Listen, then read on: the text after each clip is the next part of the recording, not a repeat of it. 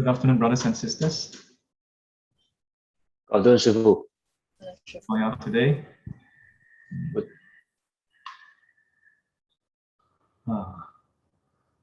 So,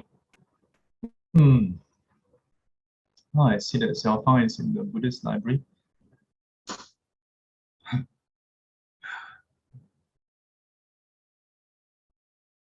Yeah. So at this point in time, is the library open for programs in the morning already? Probably so. Sirin is also in the library. Looks like they are sitting, I think, opposite each other. Maybe, yeah, on the same table. Yeah, because I recognize the two background.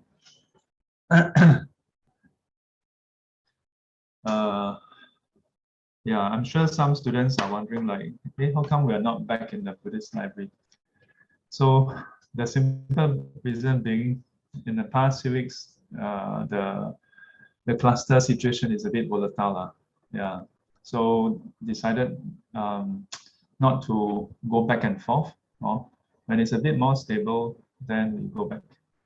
Yeah, prefer to have like 1 whole month there, yeah, or either online or at the Buddhist library, and not just keep on switching. A bit disruptive. Yeah. So let me see who is new with us for SGC.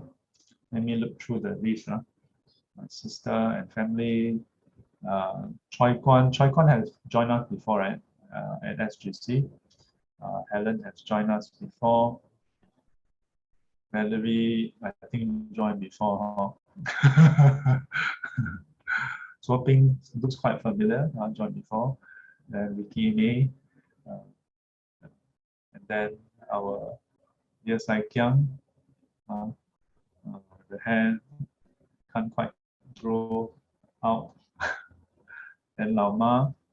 Then Alvin, looking smart. Lock John, finally not in the office. Tunjwat, have you joined us at the Buddhist library before? No. No, okay. So would you like to, can you introduce yourself? How do you get to know about this SGC? Oh, it's actually for my sister who. Okay. It seems like you have introduced before, Yeah. For SGC, huh? Yes. That was the second time I joined. Second time, no wonder I was like, the story, the background story is the same. Same person. Yeah. But anyway, welcome again. To join, sorry. How come every time I come, ask me the same question? Okay, then we have Sirin, we have Danny. Danny have introduced before, right? Yeah, and then that day he said, oh, this is, don't know, the first time or second time he saw me. That day he said the third time.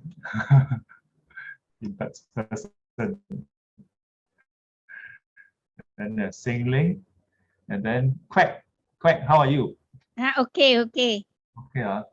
How about you put the phone on the flat on the table or on the floor? No, on the sofa chair. Because I'm charging. Oh, I see. Yeah. Are you okay? Okay lah. A bit giddy only. A bit. Giddy. Yeah.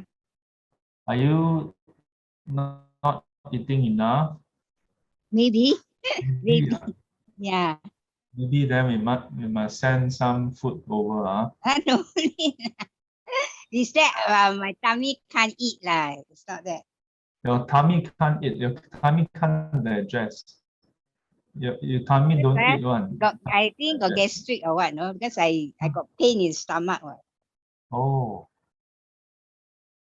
I've been saying that I want to visit you, but you keep on saying don't need lah. No need until one day I visit you, then is the week, you know. Huh? Yeah. I don't want to visit you only when it's the week, huh? Everybody also like that. Wait, then come what? No, no, doesn't have to be. Can be a visit before the week. It's like that, no? Every time. This is the sad state of human relation. Yeah, correct. Correct, Samo. Yeah, because of people like you, people want to visit, they say, no need.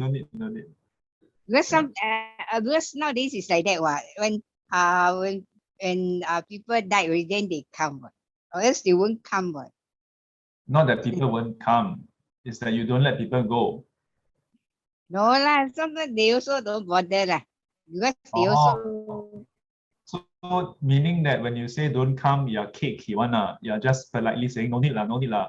Then after that you go and tell other devotee that Sifu talk only say on the visit. Then I say don't need, then he really don't come. No lah. I didn't go around telling all this lah. Now you are telling openly, so it's not me, So yeah. quite think about this, but never tell. Now you telling me like that, everybody can hear you. Yeah, I know. I always tell to let the whole world know. Okay, so Alvin, after the 10th, then we arrange 4 小菩萨 plus 师父 5. Yeah. Sure, sounds good. Hey, quite send us your address, yeah.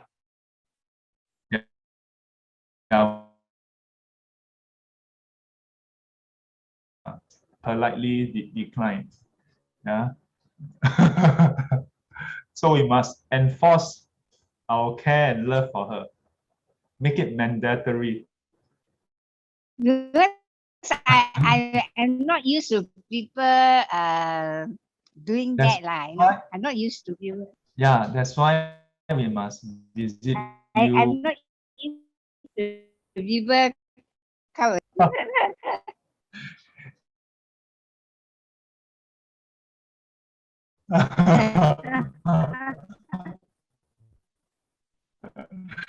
Yeah. Don't worry, we will not bring the people. We bring all sincere one. Yes, cannot come in, too small. Yeah, you think Sifu very fat, is it? No. No lah, we take turns. Not coming because a lot of things here I haven't cleared. We'll settle this later, okay? Okay, then we No need to settle. mute yourself. Okay, then we have Cadell, Xiaofang, Polan, Esther. Is this the same Esther? Oh, this one is a different Esther.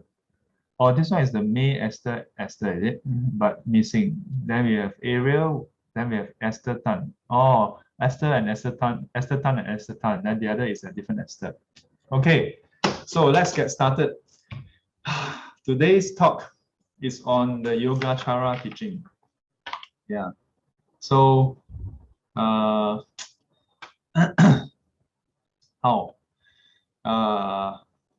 This Yogachara teaching in Chinese is Wei Shi, also known as Fa Xiang Zhong, Wei Shi Zhong or Fa Xiang Zhong. In the Chinese Mahana canon, it's known as Yu Qie Bu or Yu Qie Bu. So, or Yu Ga Bu, Yogachara. So, in this, so in Buddhism, there are various different schools, right? So this is one of the school, and this school is attributed to two main teachers, two main masters. The first is Wu Zhuo Pusa, or as my teacher would say, Wu Zhao Pusa. So in my mind has always been Wu Zhao Pusa. Yeah. So that's Venerable Asanga, and then his brother Basbandhu, yeah, Shi Qing Pusa. So Venerable Asanga and Venerable Vaspandu. Yeah. So the two of them are attributed to have taught the Yogacara school and expounded the teachings on Mahayana teachings. So this occurred about 1,500 over years ago, 1,500 to 1,600, between 4th to 5th century Common Era. For some context, breakfast came to Singapore only 200 years ago.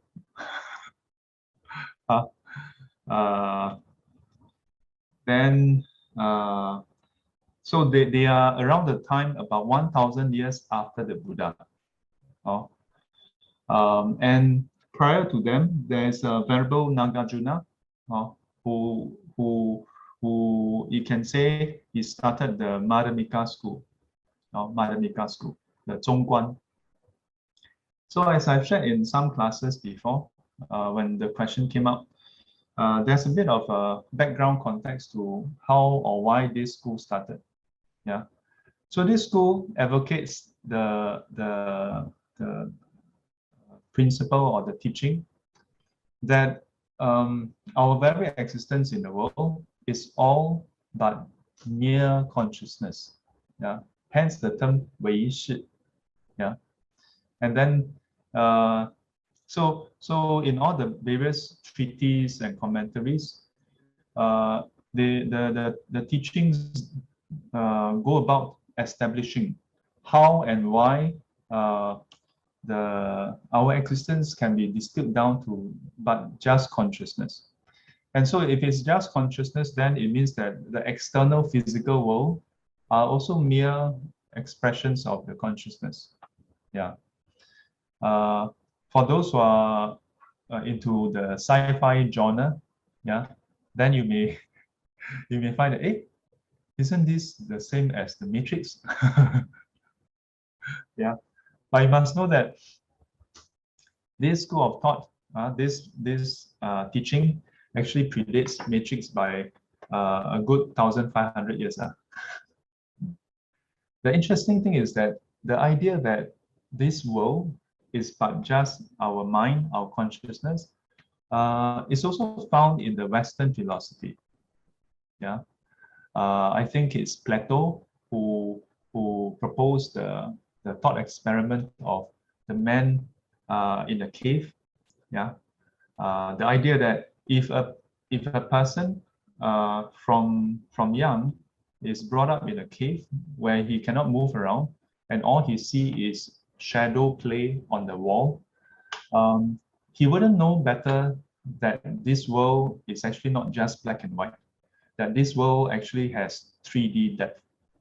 And one day, if one of them of this village who live in the cave were to escape from the cave and see the whole world for what it is, the person going back, yeah, would have difficulty explaining to to the rest that the world actually has depth also and has colors, because the rest has only seen images that is just silhouette, yeah, shadow.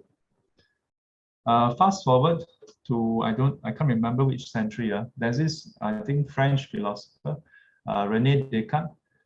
Yeah, so then he proposed this. I think it's him. Sometimes I mix up the name, so correct me. There's this thought experiment of how, given that what we perceive of the world is basically electrical stimulus through the nervous system to the brain. So then, wouldn't it be possible that our existence is basically a brain in a glass vat with probes stimulating the brain, and that there's a scientist or technician, if you will, who is basically feeding the sensors into the brain. Yeah. So, and that whatever we perceive through the senses is actually just stimulus. And he says that his thought experiment is that, and it would be indistinguishable between the two. Yeah, meaning that in our case, we believe that you are physically where you are, and you are actually looking at a screen with many people logging on. And then you can hear my voice. I can hear the fan. I don't know whether you all can hear the fan, but I can hear the fan. Yeah, and so on and so forth. You can see, hear, smell, taste, touch. We can think about things. But his thought experiment is that all this is just mere electrical signals through the nervous system stimulating the brain. And so how it wouldn't be distinguishable, it would be indistinguishable the way we perceive ourselves compared to a brain in a vat. Yeah. And of course, from both scenarios, especially the brain in the vat, then there's a lot more other philosophical questions, existential questions.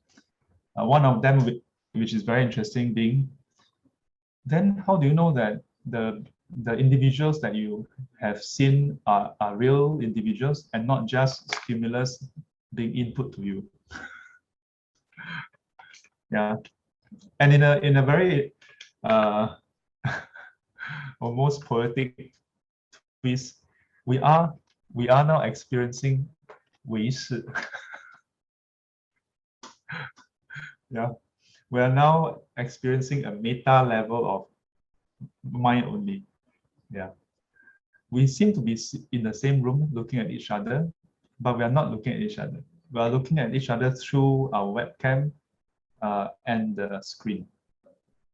Yeah, but do you feel that you are looking at each other? It does feel like we are looking at each other, right? But you do know that there's no little Shifu hiding behind your screen, right? Of course, Shifu. You are always making such ridiculous statements. Yeah, but similarly, now by extension, then how about our perception of this world? You know, yeah. So it's very interesting that this school of thought, school of thought in Buddhism, yeah, 唯识, actually finds some parallel in the other civilizations as well. I'm not an expert in the other schools, but from what little I know, there's some parallel. But when I say parallel, they are not completely identical, because the thought experiment of brain in a vat posits that there is a technician outside. Yeah, posits that there is someone outside of the brain simulation that is feeding in the input. Yeah. In the Yogachara school, the premise is a bit different. Yeah, the premise is there's no one person that is in control of some grand master plan or master simulation. Yeah. That we are all, in a way, it's like we are all in a common dream. Yeah. So with that in place, let's go a bit into the precursor to the Yogachara school. According to what I've learned from one of my senior monk in when I was in US, it is that so he shared with me that there are reasons why these different schools came about. And in the case of the Yogachara school, it is post-Madhyamika school. Yeah, or there's some overlap, of course. Or you find that there are a lot of commentaries, Q&A, yeah, between the different schools also. So it's not as though, oh, there was Madhyamika, then Madhyamika disappeared, then there's Yogachara. No, there's overlap. And in fact, today we are learning Madhyamika and Yogachara. So it's not that they are mutually exclusive. So from what I heard,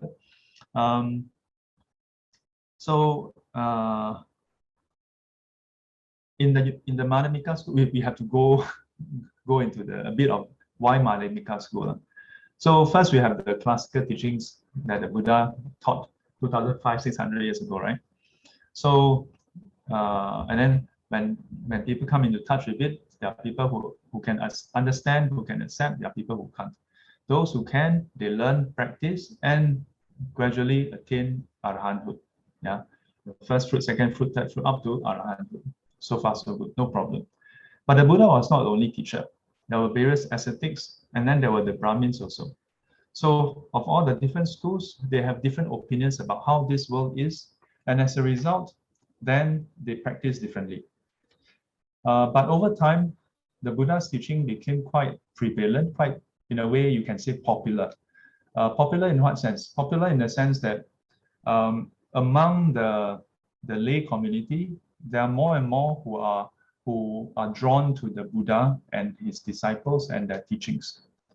So as a result, they gave more and more support towards the Buddhist monks, and those ascetics of other schools start to not receive more support. So even in the Buddha's time, there were those from other schools who sort of infiltrate into the Sangha in order to make a living. They are not sincere or genuine in learning the Dharma. They just want to learn enough to sort of live like a monk so that they can get alms. But they continue to advocate their own philosophy, their own teachings. And they practice according to their own formal teachings. So even in the Buddha's time, this happened. But in the Buddha's time, when any of the monks propose their own deviant view, the Buddha is able to be the arbiter, to step in and say, no, this is not what I thought. Yeah, like where do you get that from, you know?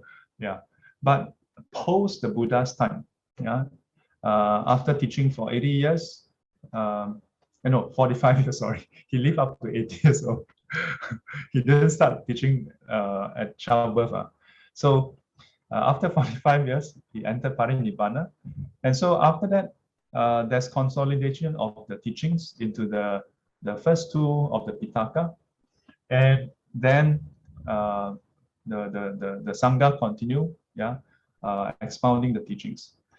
Then by the time it was Nagarjuna's period, there were those who start to advocate the two extreme view of eternalism and nihilism, yeah, grasping onto existence and grasping onto non-existence, on the extreme views.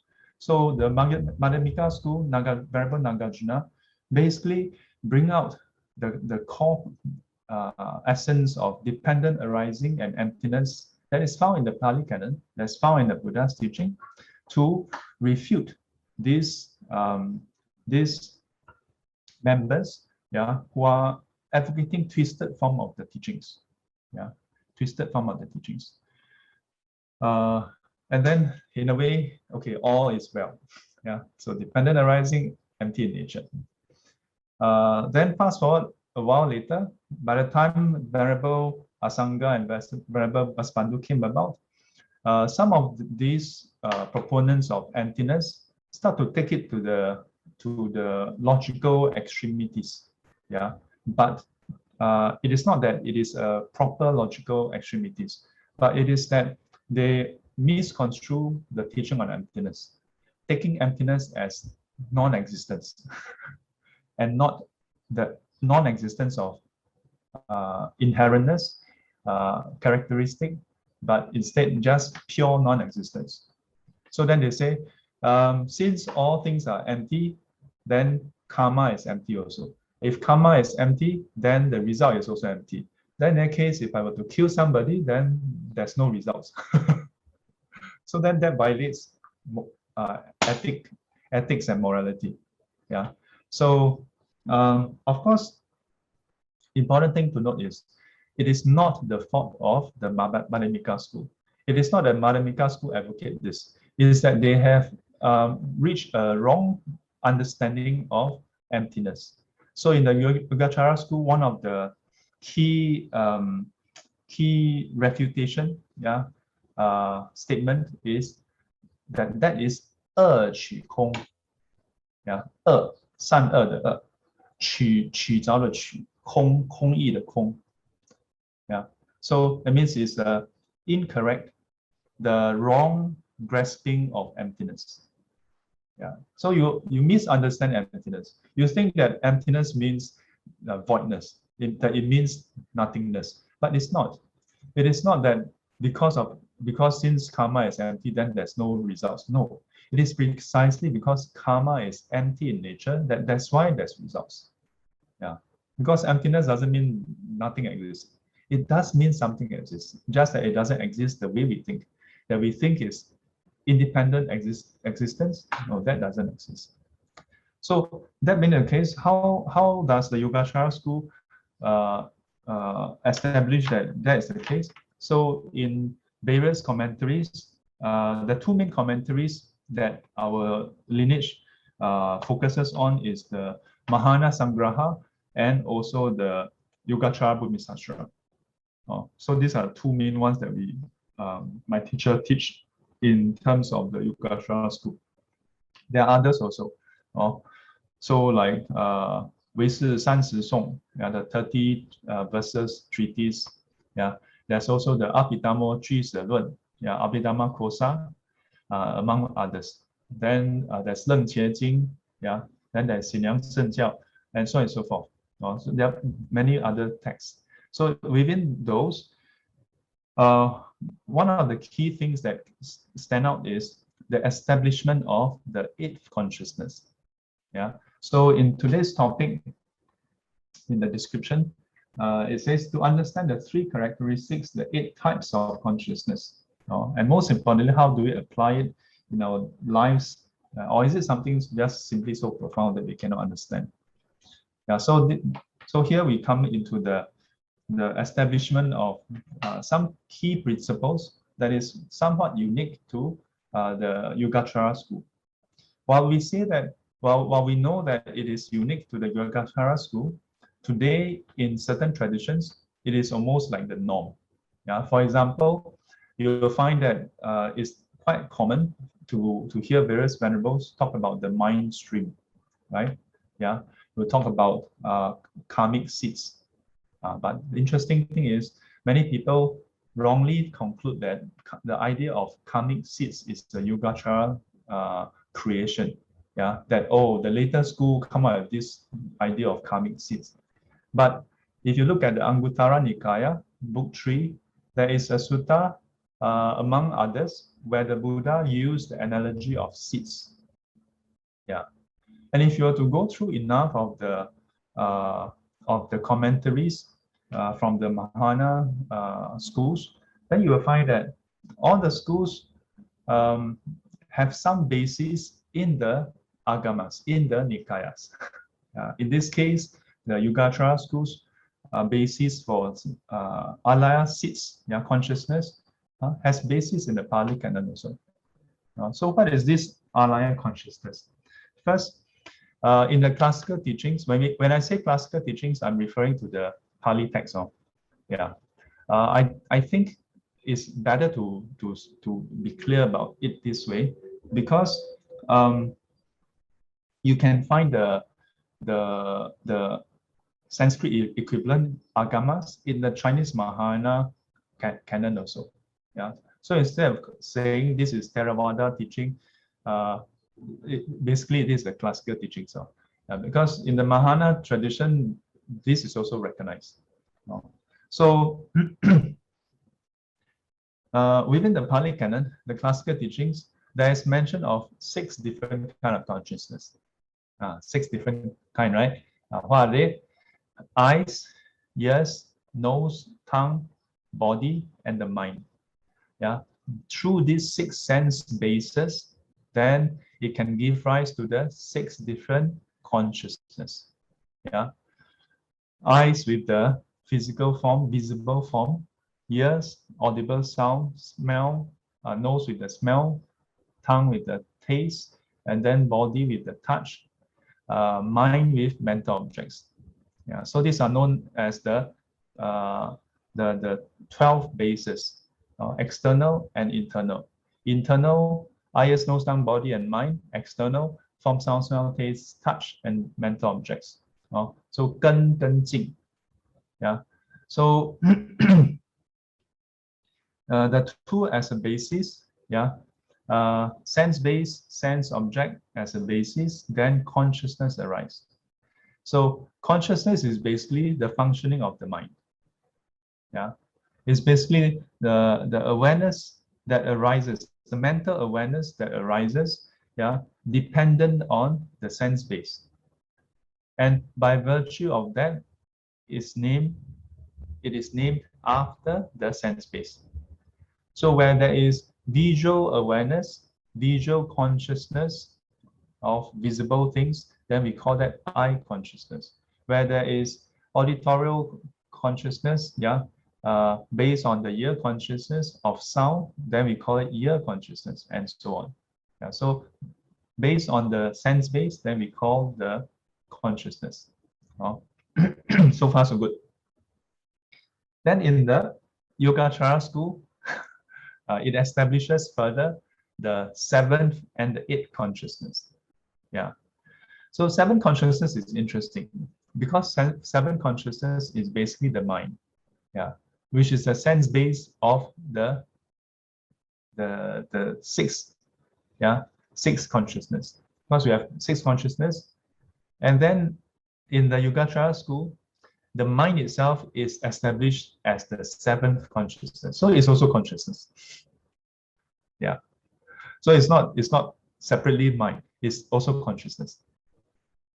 And then the relationship between the 7 and the 6 is, number 6 is like a what?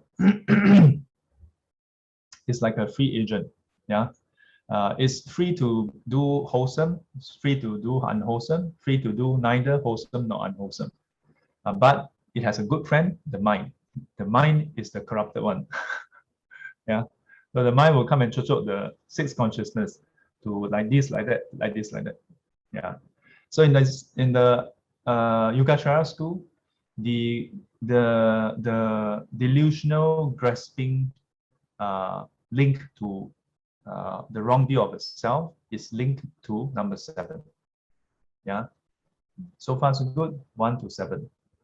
So then from there, when we interact with the world through the 5 senses, our awareness, our mental function is actually very mild, very subtle.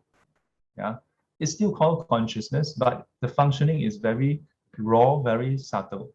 So in Chinese we call this liao bie. English we can roughly say this is a raw form of cognition. It's still cognition, but very raw. Or sometimes we call it bare awareness. So it's just some awareness. So for example, in the Heart Sutra class, I often give this example. Our eyes actually don't read things. Our eyes also don't directly see things. We are just able to be aware of colors. And even when we are aware of colors, we are not able to give it a name. The naming comes from what? Comes from our mind. Give you an example. Usually I give the example of writing something. So today I give it a slight twist. So for example, what is this? It's called red packet. Why is it called red packet? Because red ma. Sorry, but yellow here got yellow. Accidentally point at the yellow spot, then got red ma. Nowadays very colorful. So I turn this side so that I don't accidentally give product placement. So like that, can see or not? Cannot, like that. Anyway, so we call it red packet. And everybody agrees red packet, right? But if you ask Amor, who has no idea of Chinese culture, what do you think you will call it? They may not give it a particular name, red packet also, right? They may just say, I don't know, is this an envelope or something? The first thing that comes to mind, although they see red, but they may not call it red also. They will wonder how to call it, So for that matter, among all of us, what is this color? Make sure I point to the right thing. Red. Red, right? Yeah. But what is it in Hokkien? That's why it's called ang pao or ang pao. The ang pao, ang comes from this. Yeah. Chinese is hong pao. Cantonese? Hong pao, huh? I always assume, you know, Teochew is a slightly more attenuated form of Hokkien. Then Cantonese sometimes attenuated of the Mandarin, Hong Bao. Then sometimes anyhow pronounced. So Japanese is, I don't know how to say Bao, but I think it's Akai, right? Yeah, red is I think Akai. Yeah.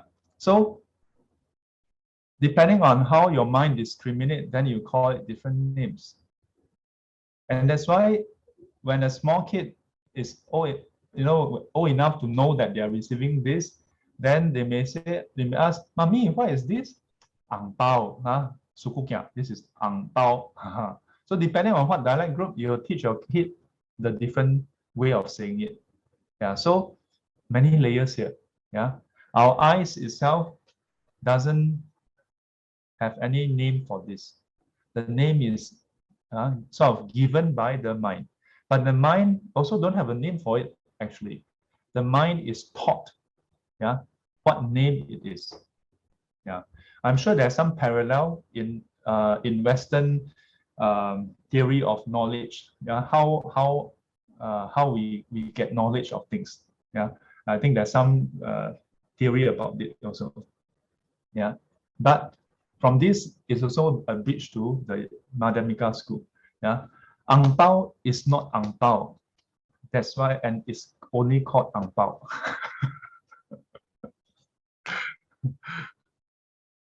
So, eye, ears, nose, tongue, body, the first 5 consciousness all have these similar traits. Similar in the sense that it's only able to be aware, yeah, and through that awareness, present a concept, present an image. When I say image, it's not mere visual. So it's a bit hard to describe this.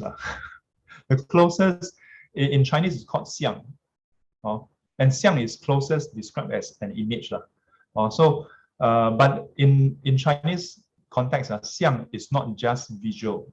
Yeah, the primary is visual, but sound is also presented as a xiang. Yeah, everything is xiang. Okay. So far so good. Yeah. So through the senses, the first 5 senses, then a certain xiang is presented. In Yogachara school, we call it 示意显现. Yeah. So 示意, similar to the meaning. Yeah. The yi is talking about the actuality, the reality. 示意. This, why is it using the word yi? Because the concepts, the image that we have is described as 名言, is described as words that the mind use. Yeah, but it's not simply the written form. It's the language that the mind use. Okay, and so language is the 能权, then the meaning is the 所权. So language, words point to something, right? So our concepts in our mind, the image in our mind point to something. Yeah. So when you see this in your mind, you see an ang pao appear. The ang pao is pointing to this ang pao. But now, very good. The ang pao you see on the screen is not the same ang pao as this one. Although when I wave, you see it wave. But very good, Zoom is such a good teaching tool for Yogachara. Because when I wave, right, you really think that I'm waving. But if there's a lag, I stop waving, yours is still waving, So from this, you know that it's 2 different ones, right?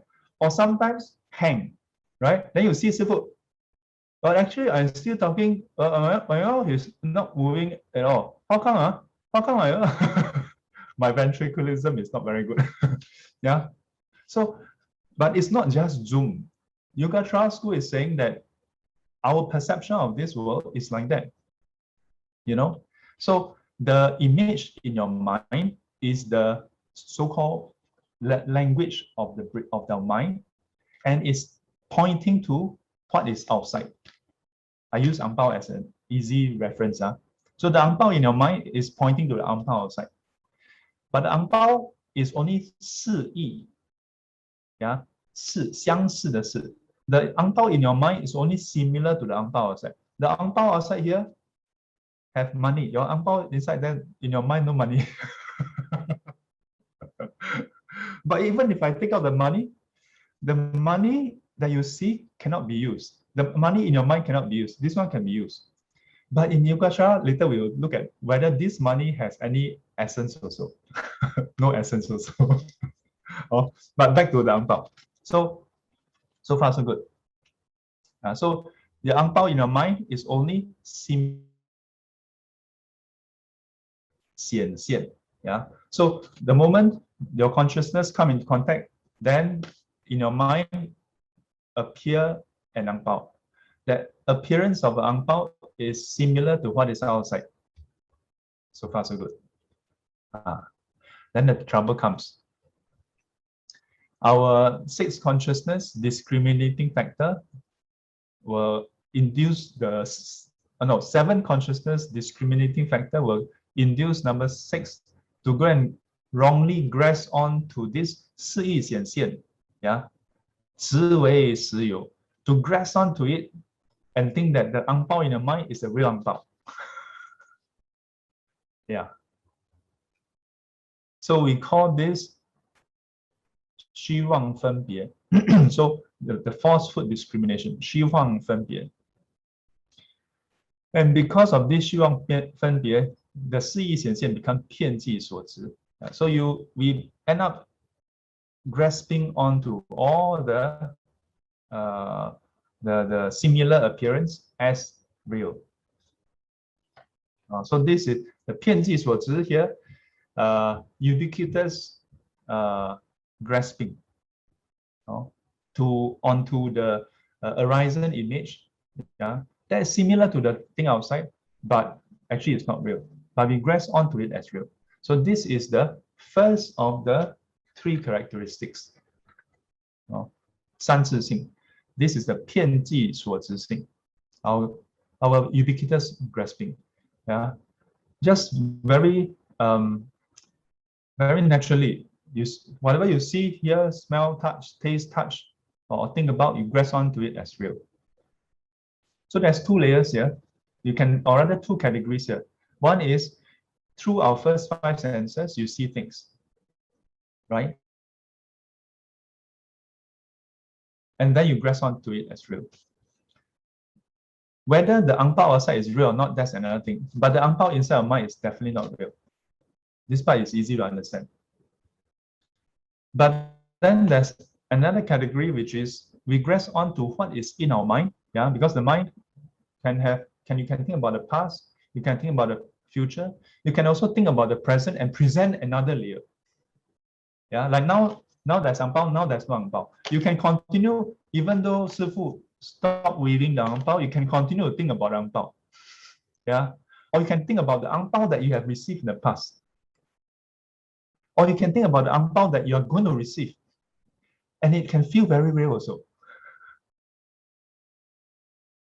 Do you agree that it can feel very real? Can. That's why you get excited over the upcoming bonus if you're going to get bonus. Yeah. Or you can get disappointed if you hear that bonus is not going to be very good. You haven't even received it. But you get disappointed already. You know? Yeah. So from even just at this point, you can see how our inability to know clearly that whether it is real or not real can have dire consequences on our mental well-being. So don't even talk about want to be enlightened, go and liberate the whole world.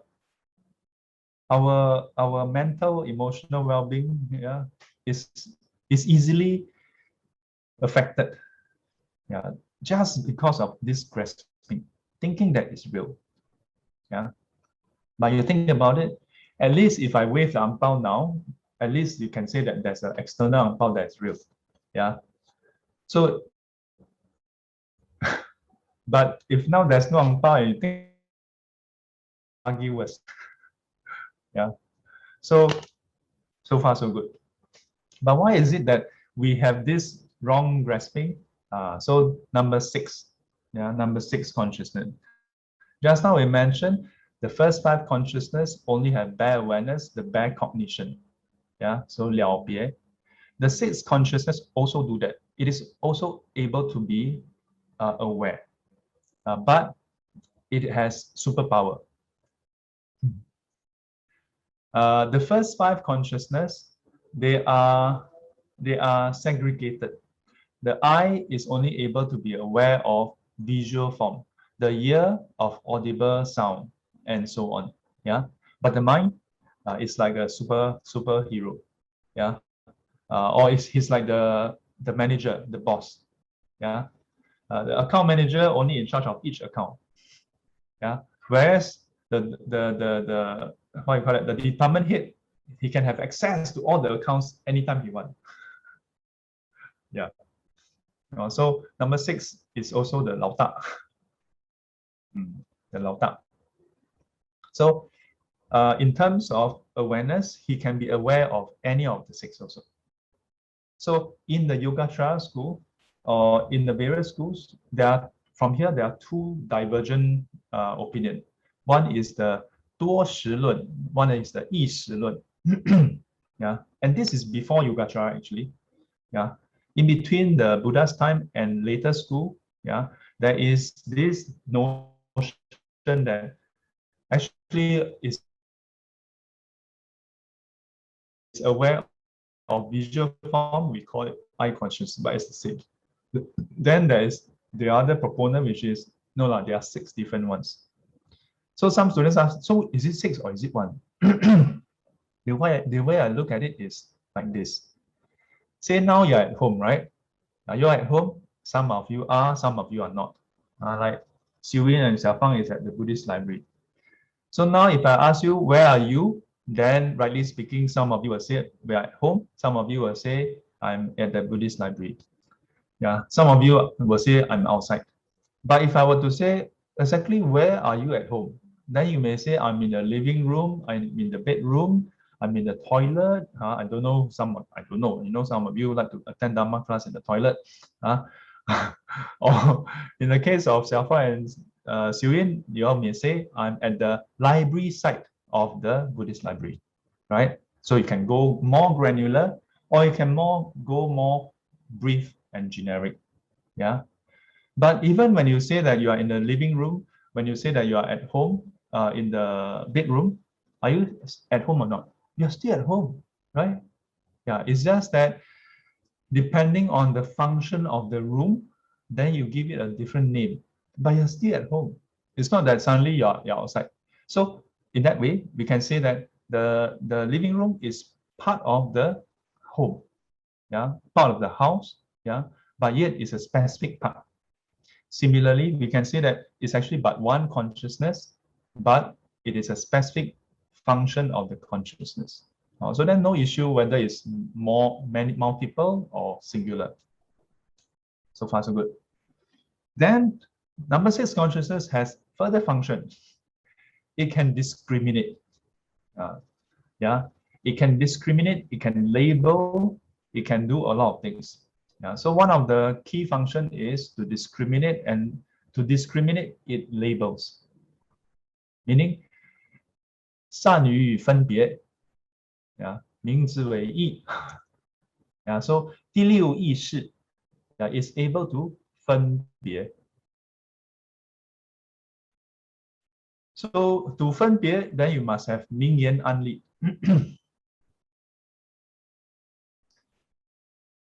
So you must be able to, in a way, you can say that the 2 are the same. You give it a name, then it means you are discriminating. You don't give it a name, then not discriminating. You can also say that only when you can give it a name, then you can discriminate. If you have no name, then you can't discriminate.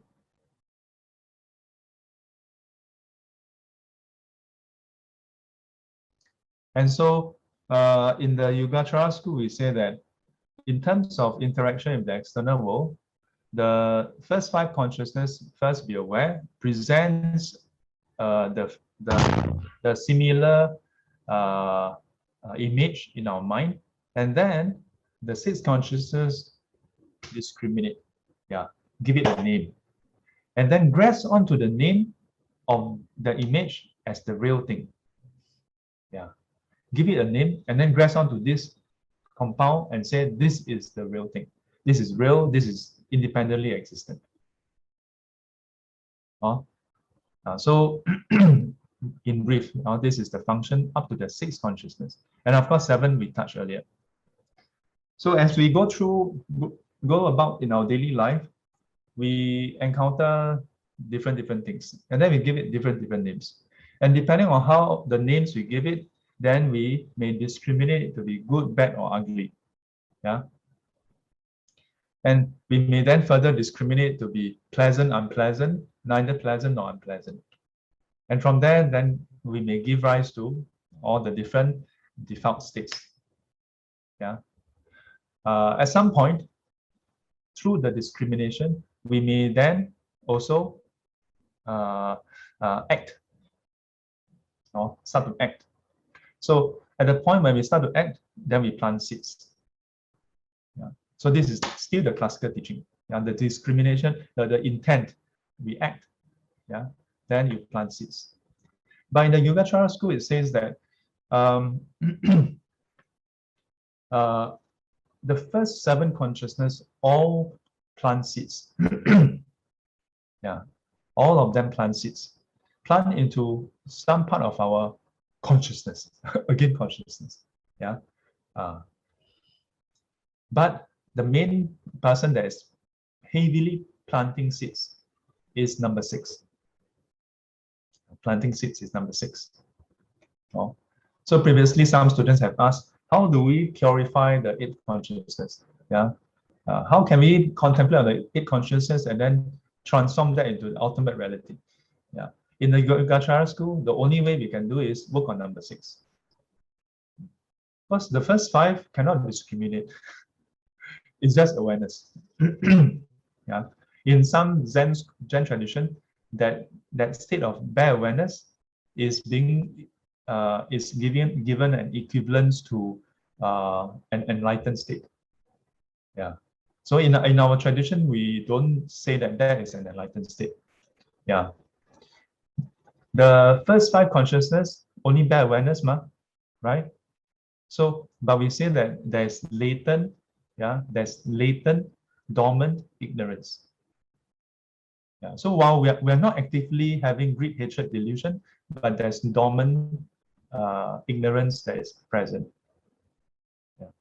So the key part that we can work on is number 6. And depending on whether you subscribe to the earlier view, if you subscribe to the view that 5 consciousness is pure, then you may think, all we have to do is shut down number 6. Then we attain enlightenment. But in the tradition that I'm training, and if you look at the various commentaries and the sutras, if you manage to so-called shut down number 6, purify it to the point where it doesn't have any kind of discrimination, or rather you just abide on the first 5 consciousness, that is just samadhi, in a way, a form of samadhi. But then again, in samadhi, the first 5 consciousness shut down. So back to the 6th consciousness. So 6th consciousness, or we can say the first 7 consciousness, all plant seeds in the consciousness, in the mind. But which part of the mind? So again, which part of the mind? So we, by right, actually no name also. For example, in your house, why is your living room called the living room? Have you all thought about it? Is the living room really living room? If you sleep in the living room, then does it make it a bedroom? Doesn't make it bedroom. No, Shifu, according to the gazetted URA gazette, that part is, under URA floor plan. So that means that they cannot change it. Can you redo it and then submit to URA and then reclassify it? This is the bedroom and make one of the bedroom the living room, can or not? Cannot. It's not fixed one. Yeah, is the kitchen really the kitchen? What is the kitchen? What is the kitchen for? What defines a kitchen? The place that you cook, right? Is it also the place that you eat your dinner? By right, it's not, Kitchen is supposed to be just for cooking, right? But traditionally, in many HDB flat, kitchen combine the dining area inside. So from this, we know that kitchen is not kitchen, it's just called kitchen. And nowadays, the kitchen is so small. How to cook? Shifu, we don't cook anyway. No, then May will like, no, Shifu, I still cook. Vicky will like, how dare you say we don't cook? We cook and show you. So before anybody live into the house, before TOP, nobody is living in the living room. Nobody is sleeping in the bedroom. Nobody is cooking in the kitchen. Nobody is shitting in the toilet. Does it make it less of a toilet if no one is shitting? But Shifu, there is a toilet bowl. So before they install the toilet bowl, is it a toilet? Rightly speaking, also not toilet now. Then last time toilet, no toilet bowl, only that thing. Then is it a toilet? Then if you have a toilet that only have urinal, then is it not a toilet? Still a toilet, right? Last time you just have to have a drainage hole, that's a toilet already. You can just pee inside, that's toilet already. Yeah. So actually a lot of Buddhist teaching points to this. Yeah. Even in the Yogachara school itself, it clearly states all this is unleaded. It's just established as such. So it is planted in the mind, but which part of the mind? For your convenience, we give it a name. Yeah. So call it 8 consciousness. Why not call it 9 consciousness? Because the last was 6, then 7 ma. Yeah. If in the past, if they have decimal, if they recognize decimal point, they will say 6.1, 6.2, 6.3. Yeah. In a way, luckily, then at least we just say 8 consciousness, not 6.3 consciousness. Then say, how about 6.25? So even when we translate the Yogachara Visasara with my Dharma brother, right? Actually, we sometimes translate until we blur. They're like the same term in different part of the commentary have different meanings. Sometimes one paragraph after the other, the same term re-established as another meaning. It's also having this meaning. Yeah. So that one of the thought that come to mind is, I told my Dharma brother, maybe this teaching is trying to tell you, yeah, your perplexity comes because you grasp onto the meaning as real. Even the meaning in this text is just established. Which part of it don't you understand? This is not a joke, or this is not just a spin-off. You think about it, in the simile, one of the simile, the Buddha talked about non-grasping of the Dharma, right? 法上应舍，何况非法?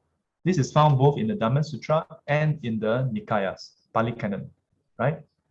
And for the longest time, I'm thinking like, why must the Buddha highlight this?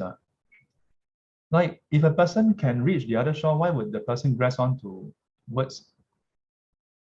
There are actually two angles to it. One is that if you cross over to the other side, you shouldn't grasp onto it. The other thing is that if you grasp onto the Dharma, the words, you cannot cross over also. Yeah.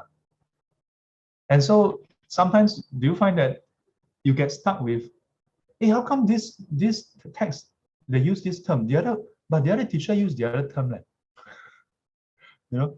Of course, if the two terms have radically two different meaning, and especially if it's opposing, then there better be a good reason for it.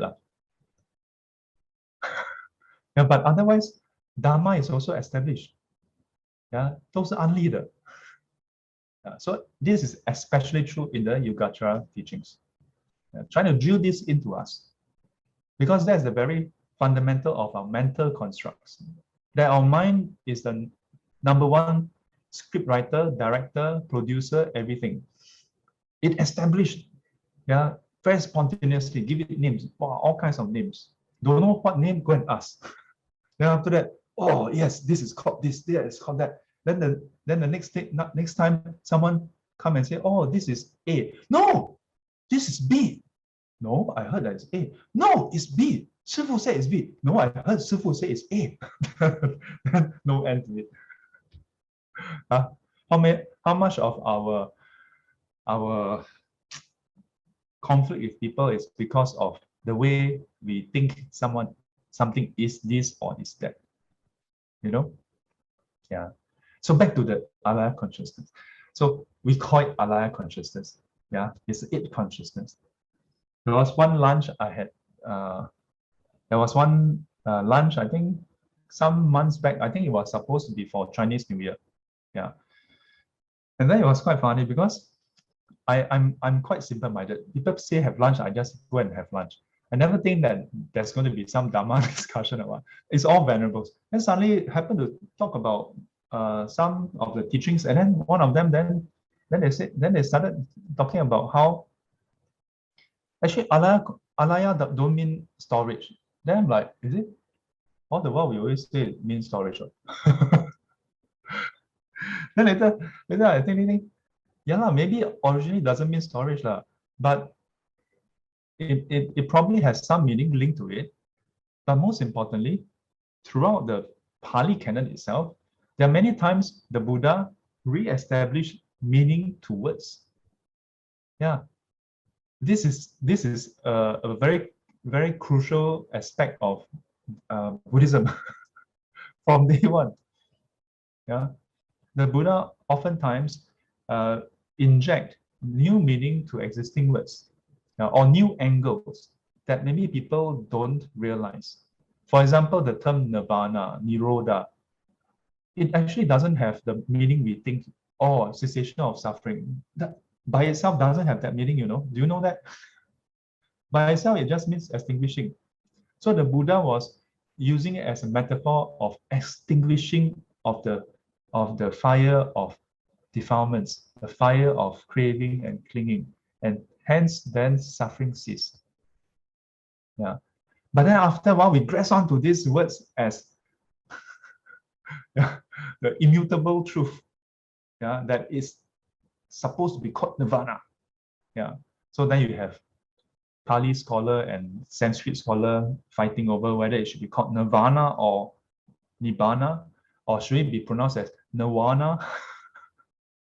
Yeah. Do you know that Buddha is not Buddha, it's supposed to be Buddha.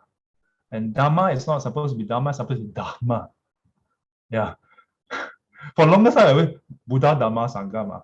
Then there was a very there was someone who then highlighted to me that it's supposed to be Dharma. That the H has that guttural that sound, you know. So how whenever you recite Buddhang Saranam Gacchami, you pronounce wrongly, then you are taking refuge in the wrong thing. Then Dhamma, then how about Chinese? 自归佛 totally different sound. All established. Most importantly, established to do what? It's established to highlight something. That we go back to the earlier part. Yeah, that that there were those who think, since emptiness, then no karma. So established up to this point, they say there is the Alaya consciousness with the seeds that is planted when you do things. So you cannot say that there's no results. There is results. Yeah, there is results.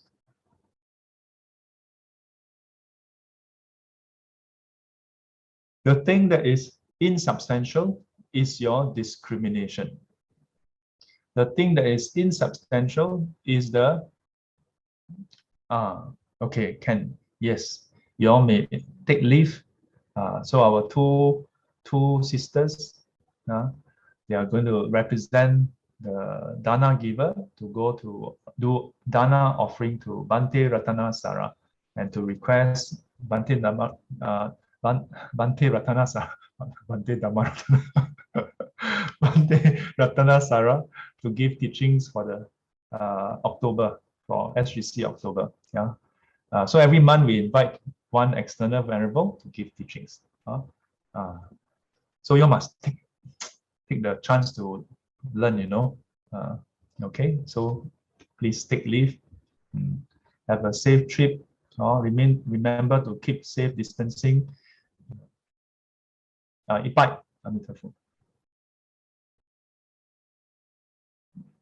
Remember to check out our Buddhist library. Yeah, the counter staff told me there was one time I almost forget to check out. Then she said, don't worry, a lot of people stay over at the Buddhist library. Not that they stay over, but because they check in, never check out. So it's as though they stay for many days. So this Alaya consciousness is, in a way, a core feature of the, a key feature, a core feature in the Yogachara school. So its function is storage of the seeds, and then it maintains the seed, and from the seeds it maintains the first 7 consciousness. Yeah. So there's this I'm not sure whether symbiotic is relevant here. Yeah, but the 8th consciousness depend on the first 7 consciousness to plant seeds, and the first 7 consciousness depends on the 8th consciousness to manifest. Yeah, so it is a loop. It is a loop. The first 7 consciousness is also known by another name, 前七转世. And this word 转, you have no idea how many times me and my Dharma brother, we cannot 转 by this word. We think, maybe we use this word. Then after a few months later, actually this word a bit odd. Then okay, change. Then after a few years later, this word maybe not so suitable. So we went through turning, 转嘛. We went through active. We went through transforming. We went through a lot of different permutation. We look at different texts, different dictionary, the Sanskrit dictionary. We look at the Chinese dictionary. We look at Faxiang. We look at yeah. So it has many. Actually, it has many meanings. So we can roughly say the 前七转世 refers to this 7 consciousness that it is active, it is arising, and it is able to transform. Yeah, able to transform. I remember one phrase says that it's able to help sentient beings transform from unenlightened to enlightened. But it's not a definite thing. Don't think, oh, since that's the case, we just sit around wait for it to transform. No, yeah, but it just has that function. 转 also have the meaning of 活动. That means it's the active form. As opposed to what? As opposed to 8 consciousness. So 8 consciousness is, for the most part, considered a dormant portion of the consciousness. But dormant, but not dormant also. Yeah, because it's actively manifesting the first 7 consciousness. Yeah, but besides the part that is manifesting, it still contains many seeds that is dormant. So The seeds are also described using another analogy, which is Shin Ran or Shin Si. So the word Shin, in many texts, it is translated as perfume. You know, perfume. Yeah, perfume. So the analogy goes, it's just like if you have a piece of cloth, yeah, that's hanging, and then a certain distance away, you burn incense. So today you burn, tomorrow you burn, and over time, that piece of cloth would have the smell, the scent of the incense. Even when you're not burning and you remove the incense, the cloth would have that smell already. Yeah, so it's being perfumed. Yeah, so this is an analogy found in the, I think Yogachara, in the Mahana Sangraha, 四大乘论, 熏习. So 前期转是熏习种子，种子生现行. So the seeds then give rise to the 7 consciousness. So they have this mutual dependency relationship.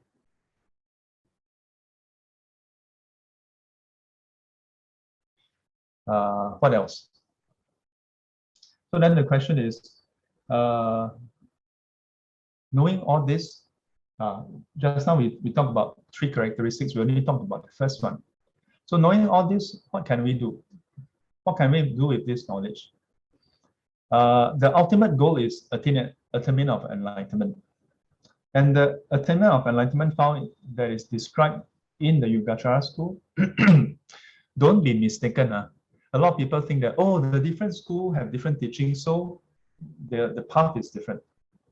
All the schools, yes, in the classical teaching, focus is on anicca, dukkha, anatta, right? Yeah. Then in the Madhyamika school, dependent arising, emptiness in nature, yeah, or non-inherentness, no self-nature. Then the Yogachara school, Yogachara school is 明言安立的一切法都是毕竟空.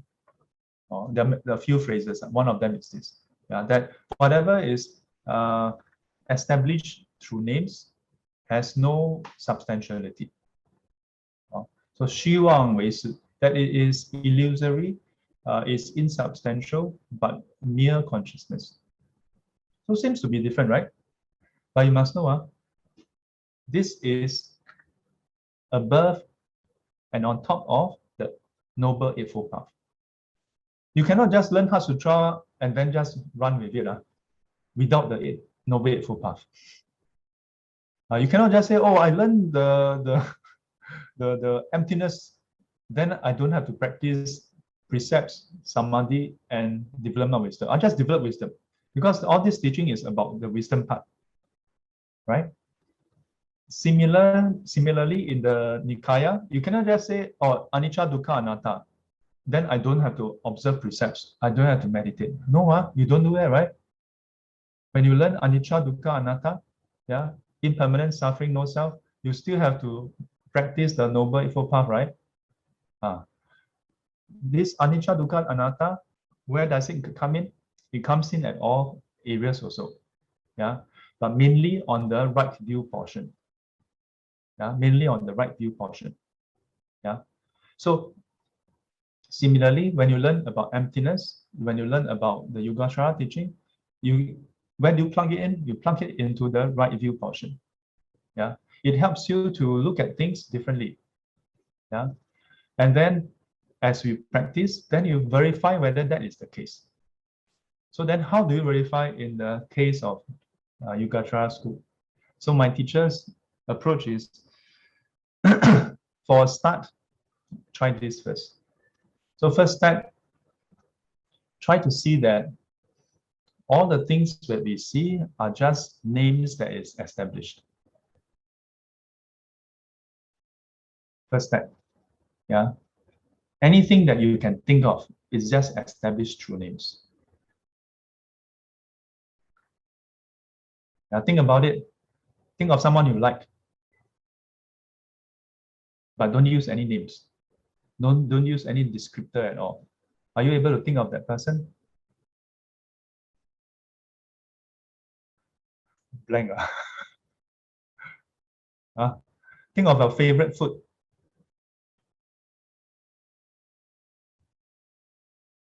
Can you think of your favorite food without any names, any concepts? Cannot. So everything is just established through names. Yeah. Now, of course, if you go further, then there are some subtle nuances inside out. But for the sake of today's session, let's just go with this first. Then we say names. Second part, names has no substantiality. 名言安利的一切法是无体性的，是毕竟空。So it has no substance. Then again in the Mahana Sangraha, then there's a few examples given. When you say water, it doesn't quench your thirst. When you hear fire, it doesn't burn your ear. Yeah. But when people say you're pretty, oh, you feel happy. When people say you're smart, oh, you feel very good. When people say stupid idea, you feel hurt. That's our problem.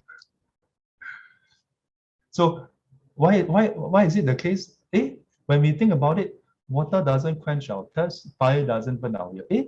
Very easy to say, Yogacara, very simple. Then you say, Sifu, Sifu, so easy like that. No lah, who teach you this stupid idea? Where you get this stupid idea? Then you Sifu call me stupid.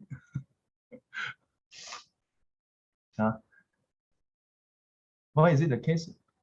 Because it's so deeply entrenched. We are so entrenched into the meaning of words. Doesn't mean that words have no meaning. It has conventional meaning. It has agreed upon meaning. But it doesn't have the substance of what it's supposed to mean. Can you understand? Water has the meaning of water law. Yeah. But only because we agree. So it's the agreed upon meaning. And even though we agree upon it, it still doesn't have the substance of water. Concrete, cement is supposed to have the meaning of what we use to build houses. But you cannot just go around the construction site, concrete, then you have one. cannot. It still doesn't have that substance. So how to make it effective? Reflect oftentimes. Yeah. So first part, reflect how whatever you can see, hear, smell, taste, touch, and think of are built on top of words and concepts. And then second part, words and concepts have no meaning. Yeah. It has meaning, but no substance of the meaning, rather. 没有体性. So when should you do this? Do the second part?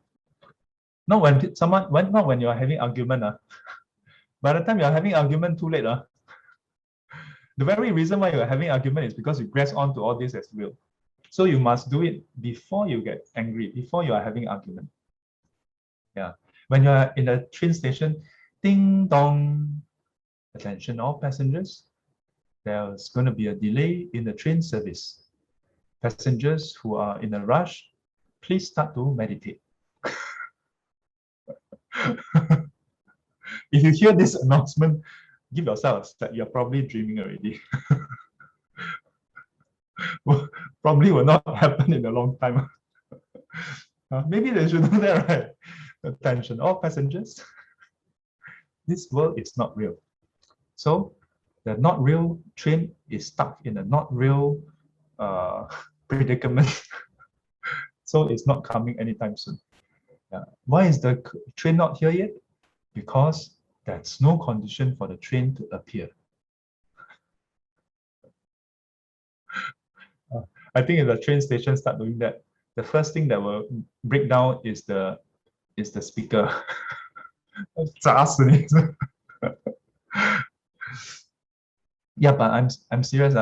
When it's like day to day, like sometimes we are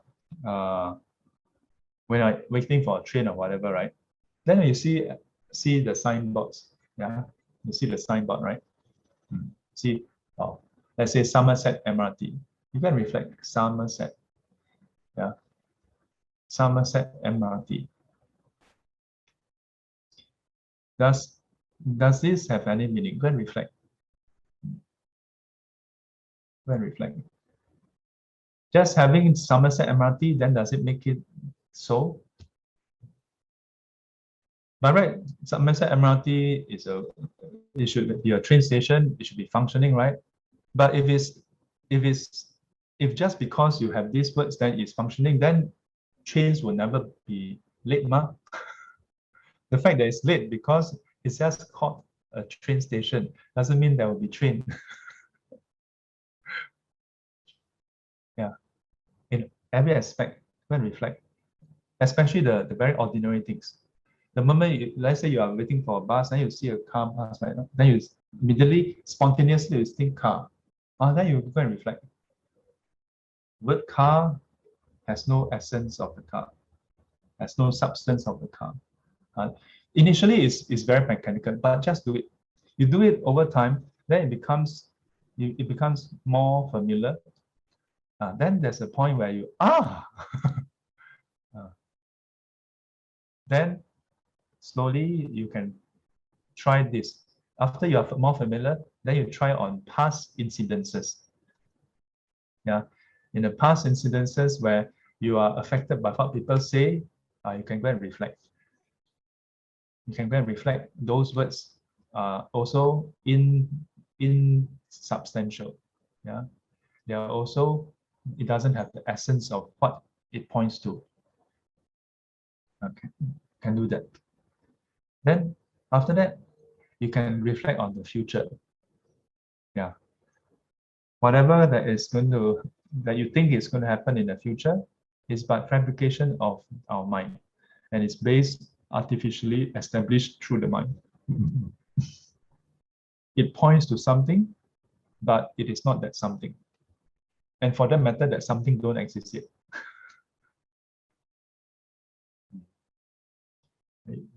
This takes time. Why does it take time? Because as you do this, then you're planting new seeds. You're planting seeds of purity, seeds of wholesomeness, seeds that is in line with reality. Yeah. Then we start to 熏习清净无染那个善法种子. So as you plant more of the seeds, then in future, the 7 consciousness that arise start to be more and more attuned to reality. To the point where one day, one moment, every day you wake up, you join us for the morning 6:30 to 7:30. Yeah, come at any time. Plug in the advertisement here. Then one day you meditate. One moment you are unenlightened. Then you reflect. Then another moment when you hear ding, bell, the sound itself has no word bell. The word bell points to the sound, but it's not the sound. The sound has no name called bell.